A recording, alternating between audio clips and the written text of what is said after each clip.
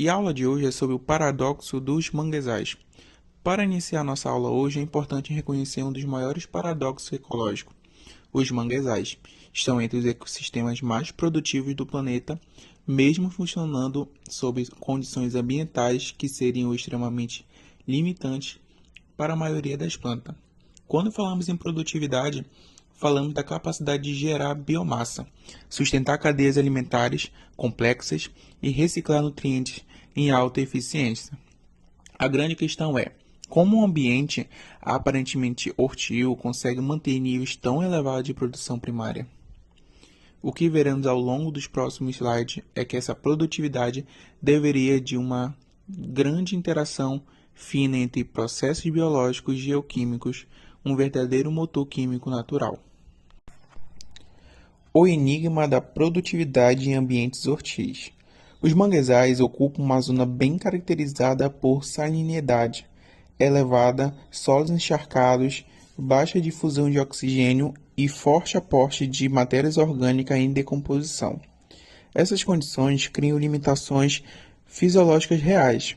A anoxia inibe a respiração radicular, a salinidade exige mecanismos de controle osmóticos, o solo saturado restringe a mobilidade de nutrientes. Potenciais redoxos muito baixos afetam a disponibilidade do macro e macronutrientes.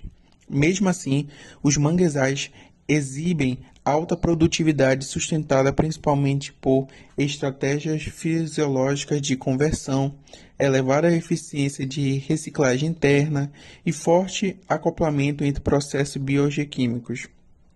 Esse enigma nos leva ao primeiro conjunto de mecanismos fundamentais, a gestão do nitrogênio. A gestão excepcional do nitrogênio. O nitrogênio é frequentemente o principal nutriente para as plantas. Nos manguezais, porém, ocorre algo notável. O sistema desenvolveu uma série de processos que permitem conservar e recircular o nitrogênio de forma altamente eficiente. A absorção radicular eficiente pelas raízes absorve o amônio e o nitrato das águas intersticial antes que elas sejam expostas pela maré. Em solos com baixa difusão, essa rapidez evita perdas funcionadas como um mecanismo de retenção imediata. A reabsorção interna antes da queda foliar pelas plantas remobiliza o nitrogênio das folhas senescentes pelo tecidos permanentes. Esse processo aumenta a eficiência de uso do nitrogênio e reduz a dependência de entradas externas. As baixas perdas gasosas são os processos como a desnitrificação produzem pequenas quantidades de óxido nitroso e nitrogênio, indicando que a maior parte do nitrogênio permanece no sistema.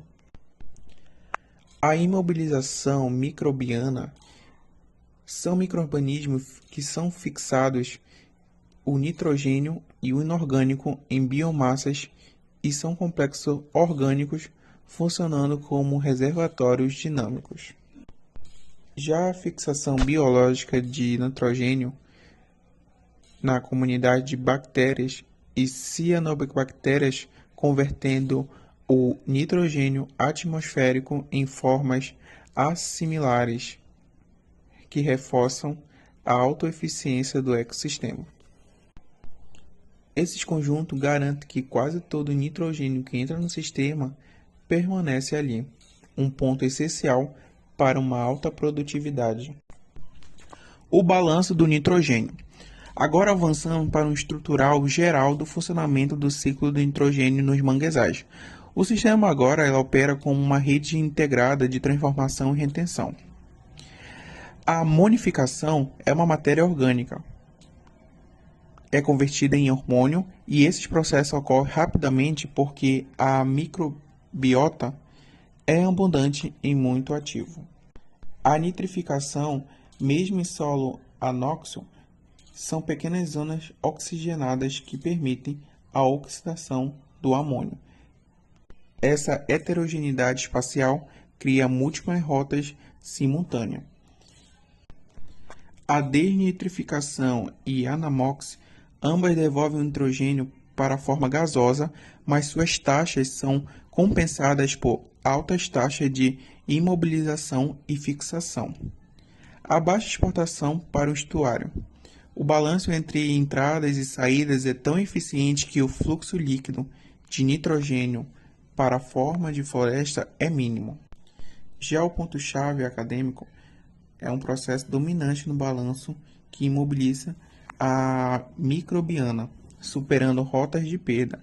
Isso significa que os manguezais operam como verdadeiros sumidores internos de nitrogênio.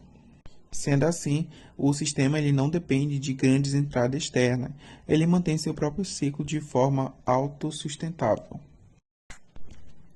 O ciclo do fósforo. Agora abrimos um novo eixo de uma análise. O fósforo ele é um macronutriente essencial e frequentemente limitante. Ele está intensamente ligado aos processos geoquímicos do solo, diferentemente do nitrogênio que possui uma fase gasosa. A conexão geoquímica, o papel dos ciclos do ferro e do enxofre. Esse slide ele apresenta um dos conceitos mais importantes da biogeoquímica dos manguezais, o chamado motor redoxo, controlado pelos ciclos do ferro e do enxofre. Em condições óxidas, solo exposto a níveis mais baixos de nutrição, o ferro ele se encontra em forma de ferro 3. Essa forma ela se absorve fortemente o fósforo, tornando-o indisponível. Esse mecanismo funciona com uma alternância natural entre retenção e liberação de fósforo, que regula pela maré. É um processo altamente eficiente. O sistema libera o fósforo nos momentos em que as raízes têm maior capacidade de absorção. Isso significa que a maior parte do fósforo permanece no sistema, integrando-se a redes de absorção radicular e aos ciclos microbianos. Como o ferro modula o ciclo do nitrogênio? O ferro não apenas controla a disponibilidade do fósforo, ele também influencia diretamente o ciclo do nitrogênio. A nitrificação, o ferro ele pode regular a disponibilidade de microáreas oxigenadas, impactando as taxas de nitrificação. A desnitrificação são alterações no estado redox do ferro que modificam a disponibilidade de elétrons para micro-organismos desnitrificantes. A FeAMOX é um processo anaeróbico em que amônico é oxidado e acoplado à redução do ferro, demonstrado que o ferro participa ativamente na transformação do nitrogênio, mesmo na ausência de oxigênio. Esse conjunto torna claro que o ferro é um modular central, interligando ciclos que antes eram tratados de forma separada. O papel subestimado dos macronutrientes. Aqui vemos que a produtividade dos manguezais também depende de um conjunto de micronutrientes, frequentemente ignorados, como o ferro, que é uma chave na formação, clorofila, o cobre, que participa de processos fotossintéticos, o zinco, que regula enzimas essenciais ao crescimento, o molibdênio, que são elementos indispensáveis para a fixação do nitrogênio, e o manganês, que atua em relação ao redoxo e conversão de nutrientes. Esses elementos, no entanto, não são distribuídos de maneira uniforme. Sua disponibilidade depende do equilíbrio entre óxidos de ferro e minerais sulfetados e a matéria orgânica, reforçando a centralidade de motor geoquímico de ferro e enxofre. Manguezais como fonte oceânica de manganês. Apesar de parecerem ecossistemas localizados, os manguezais têm forte influência global. Um exemplo é a exportação de manganês dissolvido. A redução microbiana de manganês 4 para manganês 2 em solos anóxicos mobiliza o manganês e o transfere para águas costeiras. Estudos apontam que essa exportação supera a soma de todos os rios combinados. Isso demonstra que os processos locais de redução química em manguezais têm repercussões em escalas oceânicas. Novo modelo integrado de produtividade. Esse slide ele sintetiza o conceito central da apresentação. A produtividade dos manguezais não pode ser explicada apenas pelo aporte de nutrientes ou pela fisiologia vegetal. Ela emerge de um sistema integrado onde a disponibilidade de depende do motor redoxo. O ciclo do nitrogênio é regulado por microambientes com diferentes potenciais redox, microambientes que flutuam de acordo com a química do solo. Adaptações fisiológicas e microbióticas completam esse ciclo. Essa integração é a verdadeira chave para entender por que esses ecossistemas mantêm a alta produtividade em condições adversas. Os pontos mais importantes que emergem dessa análise são: o solo é o principal reservatório, especialmente para o nitrogênio e o fósforo. A alimentação ele é multifatorial, depende não apenas de nitrogênio e de fósforo, mas também de micronutrientes. O motor geoquímico de ferro e de enxofre é o central controle de disponibilidade de múltiplos elementos. E há impactos globais inesperados do manganês e do molibdênio, que são os exemplos mais evidentes. Ainda existem lacunas significativas no entendimento desses ecossistemas.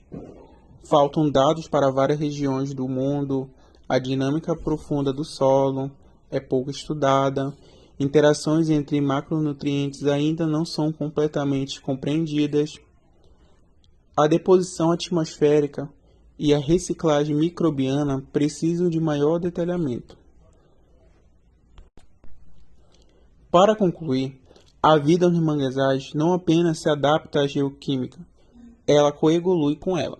A compreensão desses processos integrados é essencial para proteger esses ecossistemas e prever suas respostas às mudanças ambientais e globais.